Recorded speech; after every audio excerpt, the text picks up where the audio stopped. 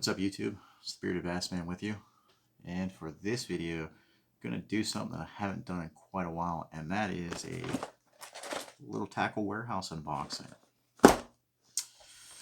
Now, hopefully this turns into a little bit of a two-part video, one being the unboxing here, and the other one actually be where, as long as weather holds out in a couple days, I'm going to actually try to do some fishing. And with this coronavirus going around, I'm sure a lot of you are probably pretty locked up, locked down, social distancing and all that. Luckily here in West Virginia, we haven't been locked down yet. We are still able to go outside and enjoy the outdoors, as long as we're not congested in a big group. And we, of course, do the social distancing and all that. But hopefully, I can get out in a couple days and use the lures that we've got in this box that I'm about to show you. Here in north central West Virginia, the smallmouth fishing is just starting to heat up. We're getting warmer days, longer days, and the water temps are definitely starting to climb to where the smallies are going to be active. And that pretty much is what's bringing me to wanting to do this little bit of a video. Everything in this box that you're about to see pretty much goes with one fishing technique, and that's the technique that I love to do in the spring, especially in the area that I'm going to be fishing, and that is Ned rig fishing. I love to Ned rig fish in the spring. It seems like in this little area that we're going to fish, the smallmouth just love it this time of year. Now there's some other baits in this box as well, but most of them are Ned rig type baits. And as you'll see, I'm kind of going to do a little bit of experiment, a little comparison with the baits in there. And I'll explain a little bit more in the video as we open up the box. But not a big box, because there's not a lot of baits in here. But as you'll see, they're very, very technique specific. And that is being the Ned rig. So I'm going to leave all of the baits that are in this box that I bought in the description. So if you want to go ahead and check them out for yourself, they're all readily available on Tackle Warehouse's website. They aren't any kind of clearance or weird baits that you can only get a certain time of the year. These are all baits that right now you can go on Tackle Warehouse, scroll down, Ned search, and these are all going to show up. But without further ado, let's tear into this sucker.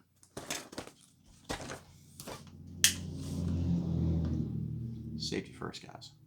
Safety first.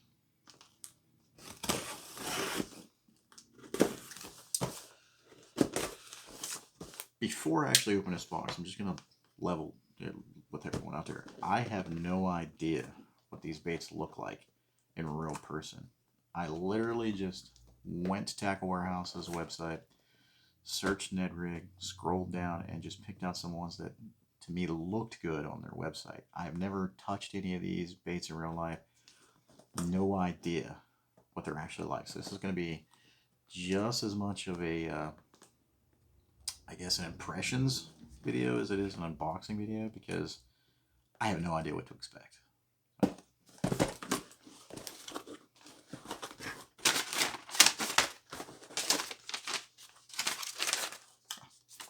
Awesome little sticker there. Wow. Actually pretty surprised what's in here. One of them I'm actually pretty excited to try, and that's actually going to be the Junior Scout, which is their jerkbait. And this is the junior size, so I believe it's the 3.5 inch. 3.5 inch, yes. It's a 3/8 ounce, I believe, suspending, maybe? Is it suspending? I'm not sure. But it's a jerkbait. This is the, and I'm probably butchering this name, Ocho? It's kind of like a bronze back color, and I picked it just because it looked like a good springtime bait. And when we're fishing for the smallmouth, if we can get them to take on that finesse, and they're looking for something a little, a little more action, we're going to definitely give this a shot. It looks like a really good bait. I mean, there's some decent sized rattles in there. Without actually taking it out, it definitely looks like a good bait. It says on the back of the package it dives from 3 to 5 feet, which is going to be perfect for water fishing. 3.5 inches, and it's a 3/8 ounce bait. So, really excited to give that a try. Looks like a really good glue in the box. Definitely caught a fisherman at least. The next one is a springtime staple, and that is going to be a white willow bladed, double willow bladed, 1/2 ounce spinnerbait.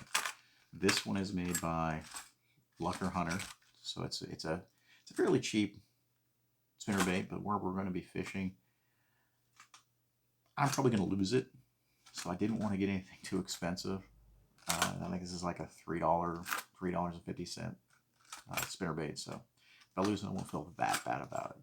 I definitely wanted to keep a spinnerbait because, as we all know, springtime, spinnerbaits, smallmouth, white, this could be fire. The next 3 baits, I actually have 3, they're all the same. I have heard so much about the jackhammer fire crawl chatterbaits. I have just, the internet has been blowing up over those for the last 3 months at least. It's just a build up. And they're actually sold out right now. They're sold out till, I think, May. People just wanted to get their hands on these. I have never used a jackhammer chatterbait. I'm a Z-Man chatterbait guy. I love throwing those. That's what I've always bought.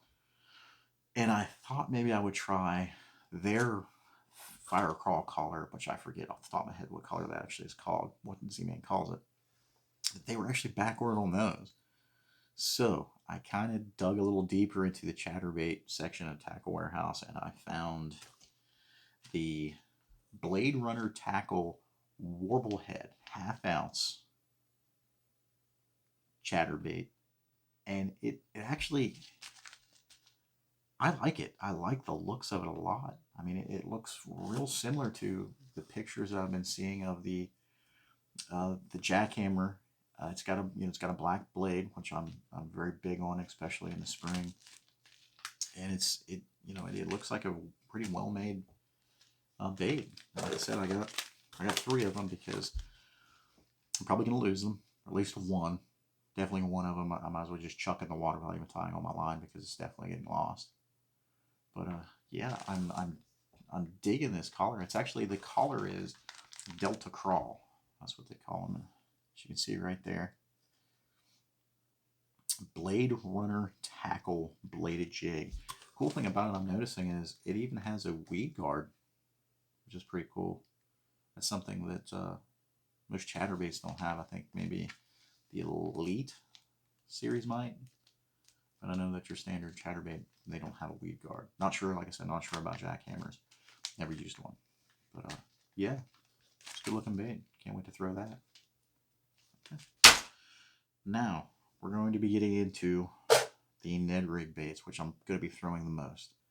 I tried to keep them all the same color because I want to keep them on a level playing field.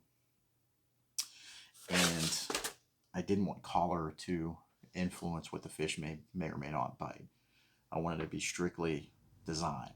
Maybe the color a little bit because they're all slightly different, but I wanted to try to get as close to green pumpkin as I could get with all of them.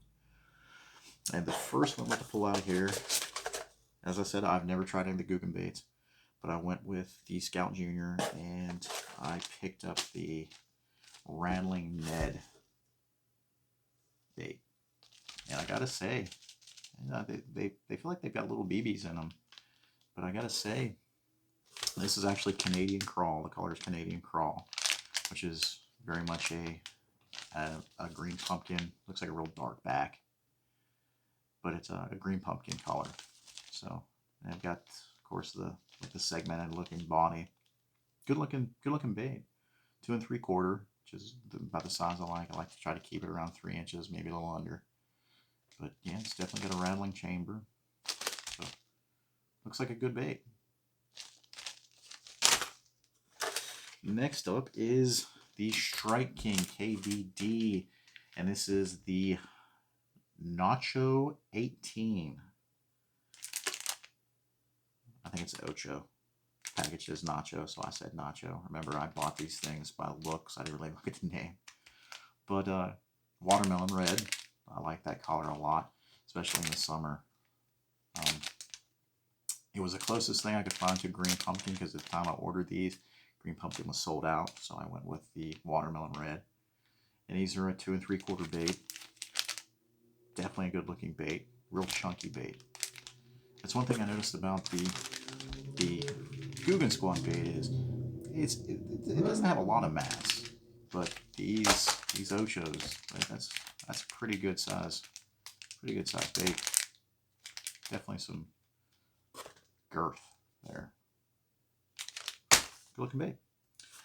And the next two are actually the same kind of bait.